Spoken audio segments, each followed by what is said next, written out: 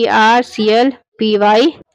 तो बच्चों हमारा question that is PtNH3 BrClPy। ठीक है, इसका हमें geometric and optical isomers show करना है। ठीक है, एंड ऑप्टिकल आइसोमर्स इसका हमें शो करना है। ठीक है बच्चों, तो सिंपल सी बात है कि यहाँ पे कितने लाइगेंड्स है, 1 2 3 4 4। तो ये 4 वाला क्या हो सकता है बच्चों, या तो ये ऑक्टाहाइडल या तो ये स्क्वायर प्लेनर हो सकता है, ठीक है, या तो ये फिर टेट्राहाइड्रल हो सकता है। ये दो कंपाउंड में से किसी कोई एक हो सकता है।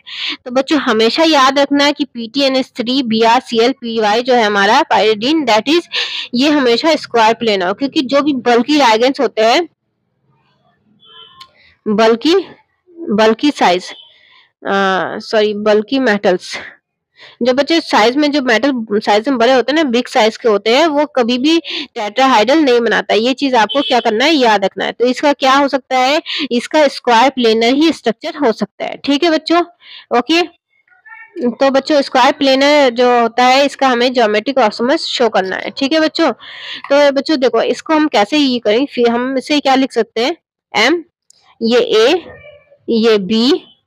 तो बच्चों इसको हम क्या कहते हैं, MABCD लिख सकते हैं, क्योंकि ABCD।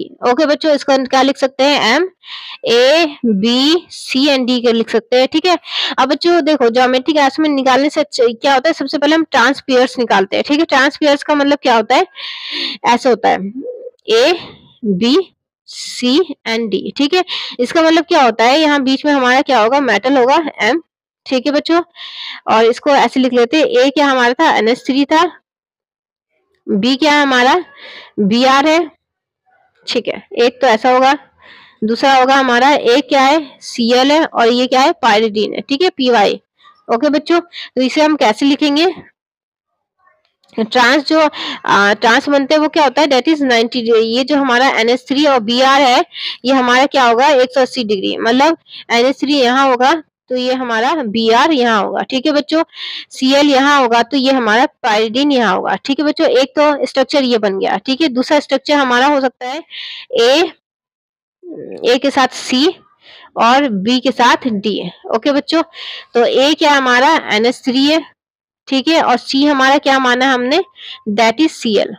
ओके, बता बी क्या हमारा, Br, और ये क्या है, पाइरिडीन है। ठीक है बच्चों, तो इसका स्ट्रक्चर कैसा होगा, ये हमारा मेटल हो गया, दैट इज Pt।